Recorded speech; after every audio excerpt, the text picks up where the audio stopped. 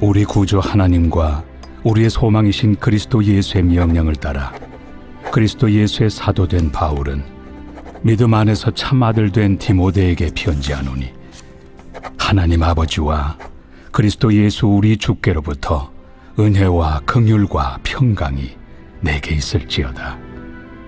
내가 마게도냐로 갈 때 너를 권하여 에베소에 머물라 한 것은 어떤 사람들 명하여 다른 교훈을 가르치지 말며 신화와 끝없는 족보에 몰두하지 말게 하려 함이라.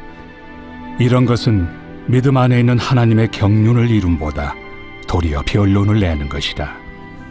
이 교훈의 목적은 청결한 마음과 선한 양심과 거짓이 없는 믿음에서 나오는 사랑이거늘 사람들이 이에서 벗어나 헛된 말에 빠져 율법의 선생이 되려 하나, 자기가 말하는 것이나 자기가 확증하는 것도 깨닫지 못하는도다.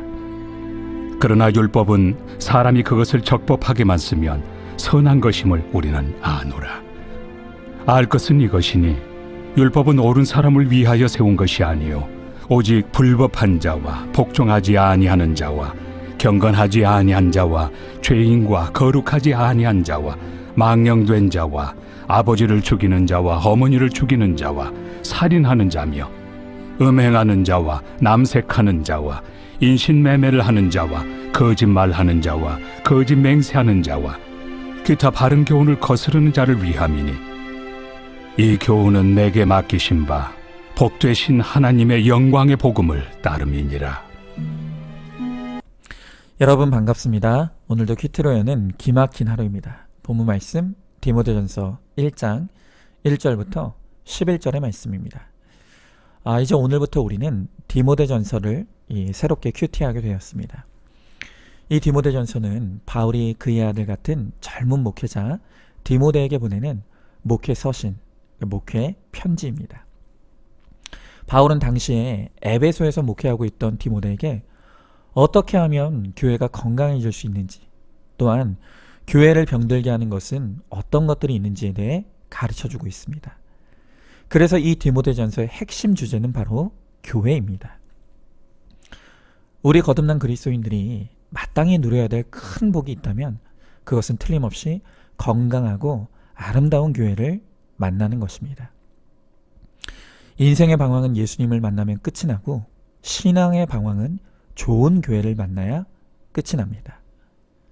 그러나 정반대로 우리가 교회에서 진리로 체험받지 못하고 교회에서 은혜를 공급받지 못한다면 우리는 영혼의 병이 들 수밖에 없고, 영혼이 병들면 그것은 정신적, 육체적 방황으로 이어지게 됩니다. 특별히 우리 안산중앙교회도 과거에 한 차례 어려움을 통과했던 시간들이 있었습니다. 그때 우리 모두는 교회가 병들고 아플 때 그것이 우리에게 얼마나 상상할 수 없는 고통과 아픔이 되는지를 경험했었습니다. 그러하게 다시는 우리가 그런 일을 겪지 않도록 이 디모데전서를 통해 건강한 교회가 무엇인지를 배우고, 우리가 믿음과 진리에 굳건하게 서는 하늘 가족 공동체가 되기를 힘써야 할 것입니다. 더불어 한 가지 더, 가정은 가장 작은 단위의 교회라고 할 수 있죠. 그러므로 건강한 교회가 되는 원리가 곧 건강한 가정의 원리입니다. 그래서 이 디모데전서를 큐티하면서 우리는 나와 우리 가정, 그리고 우리 교회가 건강해지는 비결을 함께 배우기를 원합니다. 자, 먼저 건강한 교회는 오직 하나님과 예수 그리스도만 고백하는 공동체입니다.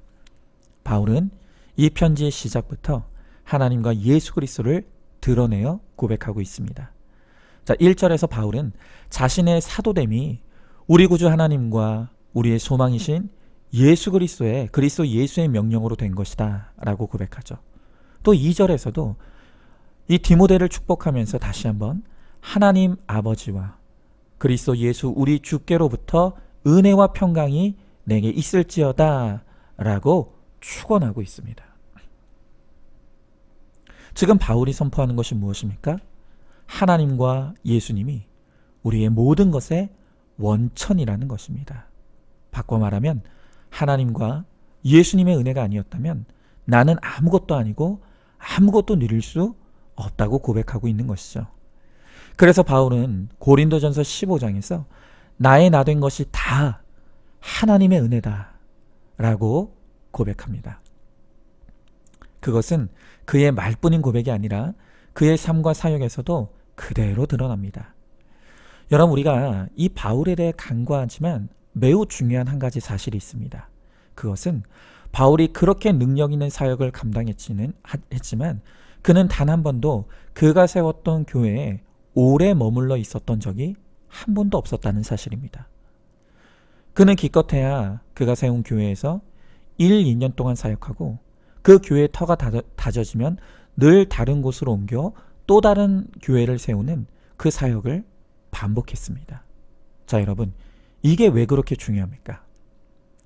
바울이 그렇게 할 수 있었던 것은 바울이 성도들로 하여금 바울 자신이 아닌 오직 하나님과 예수 그리스도만을 바라보고 주목하는 그야말로 하나님의 교회, 하나님의 성도들을 세웠기 때문입니다.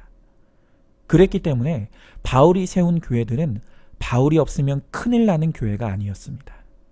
도리어 바울이 없어도 괜찮은 교회, 바울이 없어도 아무 상관없는 교회들로 세워졌습니다.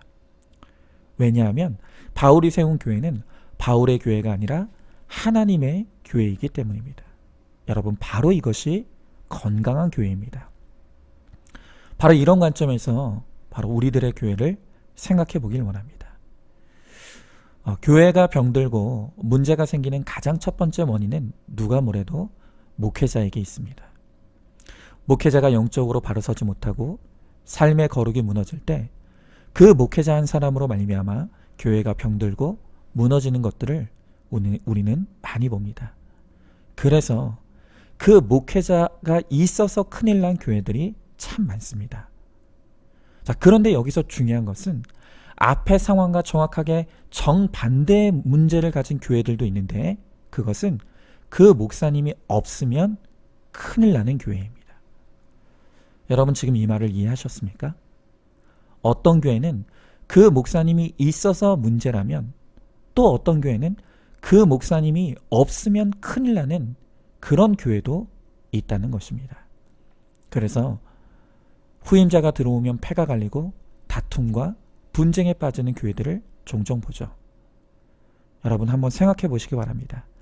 그 목사님이 있을 때에는 은혜 충만하는 교회가 그 목사님이 사라지니 문제 충만한 교회가 된다면 그 교회는 하나님의 교회입니까?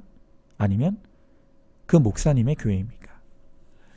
바울은 그의 사역을 통해 모든 것의 원천이 하나님이심을 부지런히 가르치기에 힘썼습니다. 그리고 성도들로 하여금 하나님만을 바라보게 하는 신앙의 훈련을 시켰습니다.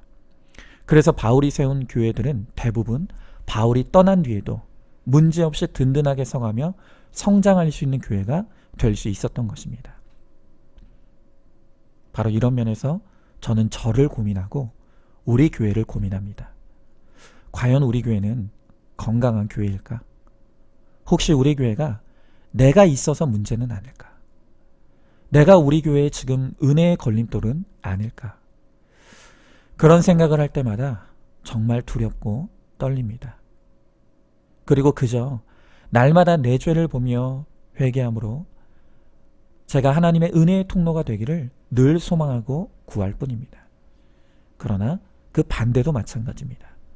저는 우리 안산중앙교회가 내일 당장 제가 없어져도 아무 상관없는 그런 교회가 되기를 바라고 원합니다. 우리 교회가 하나님의 교회이기 때문에 하나님이 주인이신 교회이기에 목사가 어느 날 없어지고 사라진다 할지라도 아무 상관없는 교회, 끄떡없는 교회가 되기를 진정으로 원합니다. 그리고 우리도 마찬가지입니다. 나 없으면 큰일 나는 목장, 나 없으면 큰일 나는 가정은 절대로 건강한 공동체가 아닙니다. 오히려 우리의 공동체의 가장 큰 문제가 바로 나일 수 있다는 것을 깨달아야 합니다. 하나님이 진정으로 주인 되시는 가정은 내가 없다고 무너지지 않습니다. 하나님이 주인 되시고 복음이 왕노릇하는 가정과 자녀는 하나님이 주인 되시기에 하나님께서 반드시 책임져 주실 줄로 믿습니다. 그러므로 우리 모두 내가 아닌 주님을 믿고 드러내며 의지함으로 주님이 다스리시고 통치하시며 책임져 주시는 주님의 공동체로 건강하게 서기를 소망하시기 바랍니다. 자, 질문해 봅니다. 내가 속한 공동체, 교회, 목장, 가정 등등은 하나님이 주인이십니까? 내가 주인 노릇하고 있습니까? 내가 있어서 문제라는 것을 모르거나 내가 없으면 큰일 난다고 착각하고 있지는 않습니까?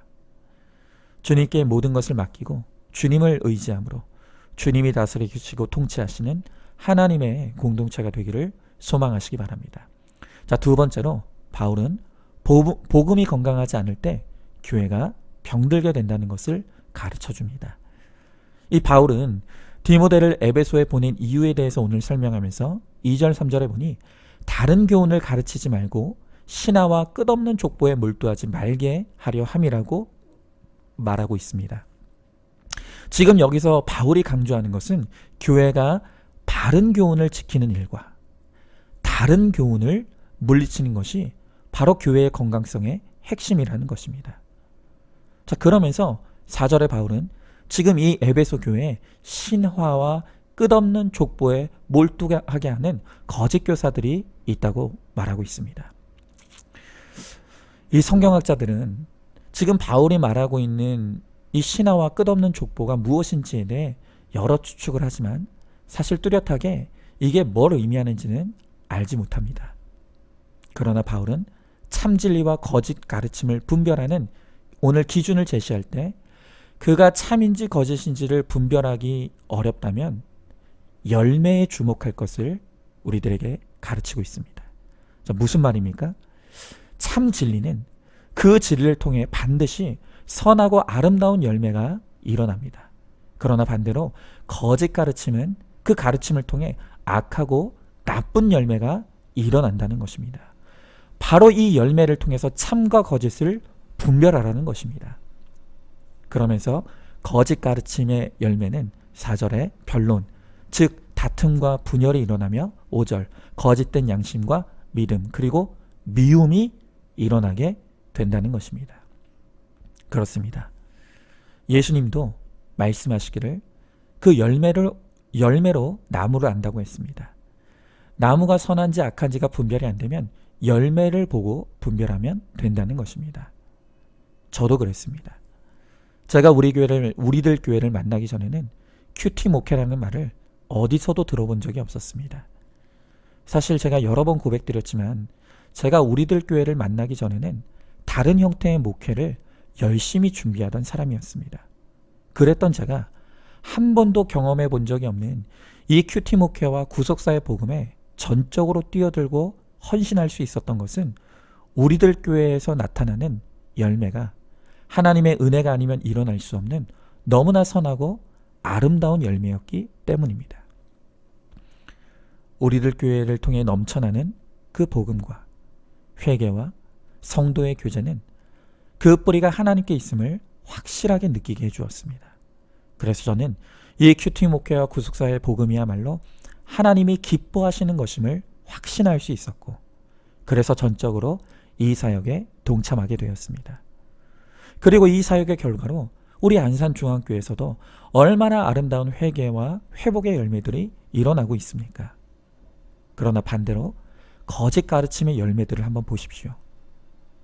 지금 이단들의 가르침으로 인해서 얼마나 가정이 파괴되고 거짓을 일삼으며 또 반사회적인 무리를 일으키고 있습니까? 그런데 더 큰 문제는 그들은 그것이 문제인 줄도 모른다는 것입니다. 여러분, 이것은 비단 이단들만의 문제가 아닙니다.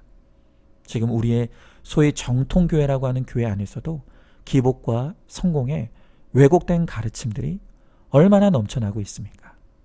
그 결과로 그리스도인이라고 하면서도 불의와 불법에 아무 꺼리낌 없이 동참하면서 우리는 빛과 소금의 역할을 이뤄가고 있습니다. 그래서 이 세상의 교회에게 끊임없이 묻는 질문이 무엇입니까? 그것은 도대체 세상 사람과 교회 다니는 사람의 차이가 무엇이냐는 것입니다. 다시 말하면 인격이나 삶에서 드러나는 복음의 선한 열매가 없다는 것 아닙니까?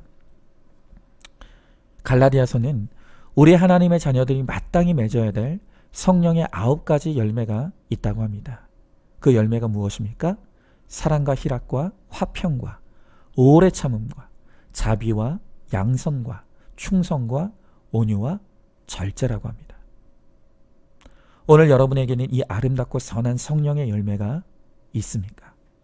아니면 악하고 나쁜 열매가 맺어지고 있지 않습니까? 우리가 아름다운 열매 맺는 교회 또 개인이 되기 위해서는 다시 주께로 돌아가고 복음으로 돌아가야 합니다. 원래 우리들에게 주셨던 바로 그 복음, 회개의 복음, 구원의 복음으로 돌아가야 합니다. 그래서 말씀으로 오직 내 죄를 보며 끝없이 회개하고 인생의 목적을 행복에서 거룩으로 수정하며 기복이 아닌 팔복이야말로 진짜 우리의 복임을 믿고 사모하는 바로 그 복음으로 돌아가야 합니다. 그럴 때 다시금 우리 안에 선한 열매 맺게 하시는 하나님의 은혜를 누리게 될 것입니다. 자, 질문해 봅니다. 내 안에는 선한 열매가 일어나고 있습니까? 지금 내가 맺고 있는 선한 열매와 악한 열매의 목록을 큐티책에 적어 보시기 바랍니다. 큐티 하루 안 하면 내가 알고, 이틀 안 하면 가족이 알고, 일주일 안 하면 공동체가 안다고 했습니다. 나와 내가 속한 공동체가 나를 통해 선한 열매를 누리도록 매일 큐티로 회개와 거룩의 열매를 맺으시기 바랍니다. 자, 마지막으로 바울은 율법을 선하게 사용해야 교회가 건강해진다고 말합니다. 자, 오늘 8절의 말씀에서 바울은 율법은 사람이 그것을 적법하게 쓰면 선한 것임을 우리가 아노라 라고 합니다. 바울 당시에 그리고 우리 시대에도 율법을 잘못 사용하는 사람들이 있었습니다. 그것은 율법을 구원의 수단으로 생각하면서 사람들에게 무거운 멍에를 매게 하거나 반대로 이제 우리는 은혜를 얻었으니 율법은 더 이상 지킬 필요가 없다고 하면서 방종하는 극단적인 정반대의 사람들이 있었던 것입니다. 바울은 이 두 가지의 극단적인 태도를 모두 부정하면서 율법은 잘 사용하면 선한 것이라고 가르쳐주고 있습니다. 자, 그러면 율법을 잘못 사용하는 것은 어떤 것이겠습니까? 먼저 율법으로 자신의 공로를 주장하고 자랑하려는 태도입니다. 율법의 알량한 몇 가지를 지키는 것 가지고 마치 내가 가장 의롭고 선한 사람인 것처럼 포장하고 자랑하는 것이 율법을 악용하는 것입니다. 그리고 바로 이런 사람들은 율법을 남을 정죄하고 판단하는 데 사용합니다. 그래서 율법으로 사람을 숨막히게 하고 죄책감으로 억누르고 짓눌려서 오히려 율법을 사람을 죽이는 흉기로 사용하는 것입니다. 자, 그렇다면 반대로 율법을 적법하고 선하게 쓰는 것은 무엇이겠습니까? 그것은 말씀으로 오로지 내 죄를 보는 것입니다. 율법은 나의 죄를 보라고 주신 말씀입니다. 그래서 말씀으로 내 죄만 보고 내 죄를 회개할 때 비로소 율법은 선하고 적법한 것이 되는 것입니다. 과거에 저야말로 율법을 가장 불법하게 사용하던 사람이었습니다. 저는 제 속에 있는 은밀한 죄는 철저히 가려놓고 그저 드러난 몇 가지 행위만 가지고 가장 믿음 좋은 사람인 것처럼 행세했습니다. 그리고 바로 저의 기준이 율법이 되어서 제 기준에 만족시키지 못하는 사람은 끊임없이 정답만을 들이대면서 정죄하고 판단하고 숨막히게 했습니다. 그래서 오죽하면 사모님이었던 제 어머니도 그리고 제 아내도 저를 향해 재수 없다는 말을 했겠습니까? 지금도 제 어머니와 제 아내는 모이기만 하면 저를 향해서 재수 없다고 참 재수 없는 사람이라는 그런 말들을 많이 합니다. 그러나 이제 율법을 적법하게 쓰게 되면서 이제는 내 죄만 보게 되니 비로소 제가 이 세상에서 가장 악한 100% 죄인인 것을 깨닫게 되었습니다. 그리고 입술로 끊임없이 남을 정죄하고 판단하던 정답만을 외치던 제 입이 다물어지게 되었습니다. 그리고 그저 저를 비롯한 이 세상 모든 사람은 하나님의 사죄의 은총과 은혜가 필요할 뿐인 인생임을 깨닫게 되었습니다. 그래서 오늘 11절 말씀해 보니까 이 교훈은 내게 맡기신 바 복되신 하나님의 영광의 복음이라고 합니다. 그렇습니다. 복음은 율법이 정죄하는 나 같은 100% 죄인도 은혜로 구원받을 수 있음을 선포하는 영광스럽고 복된 소식입니다. 우리는 이제 율법을 적법하고 선하게 잘 사용해서 말씀을 통해서 내 죄만 보고 회개하여 거룩을 이루며 또한 이 복음으로 다른 사람들까지도 구원으로 인도하는 바로 그러한 사명의 인생을 살아가는 저와 여러분 우리 모두가 되기를 소망합니다. 자, 질문해 봅니다. 말씀을 들으면 내 죄는 생각이 안 나고 남의 죄만 생각나고 있지는 않습니까? 말씀을 나를 정당화하고 남을 정죄하는데 쓰고 있지는 않습니까? 말씀으로 내 죄만 보고 회개함으로 거룩의 은혜를 누리며 또한 내가 누리는 은혜를 다른 사람에게도 전하는 복음의 파수꾼이 되는 우리 모두가 되기를 소망합니다. 자, 오늘도 1월 27일 보석상자입니다. 내게 맡기신 사람과 잘 살아내는 것이 믿음의 실력입니다. 아멘. 오늘도 큐티로 기막힌 하루를 살아내는 하늘가족 공동체 우리 모든 성도님 되시기를 주님의 이름으로 축복합니다.